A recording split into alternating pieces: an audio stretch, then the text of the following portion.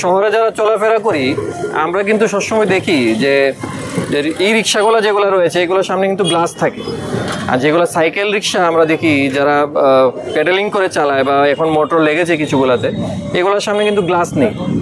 তো এখন শীতের সিজন এসছে, তো শীতের সিজনে কিন্তু গ্লাস না থাকাতে ওনাদের কিন্তু ঠান্ডা খুব কষ্ট পেতে হয়। তো আজকে আমাদের জন্য একটা মহতি দিন। আজকে আমাদের ত্রিপুরা রাজ্যে যিনি মুক্তিদাতা, বর্তমান লোকসভার যিনি সাংসদ এবং প্রাক্তন মুখ্যমন্ত্রী বিপ্লব কুমার দেব মহোদয়, ওনার আজকে জন্মদিন। ওনার এই জন্মদিন উপলক্ষে আমরা একটি মণ্ডল এবং আমাদের যুব মোর্চার ভাইদের নিয়ে একটি উদ্যোগ নিয়েছি। এই সাইকেল রিক্সা যারা চালান ওনাদেরকে আমরা উইন্ডচিটার এবং কিছু জল খাওয়ার বিতরণ করছি।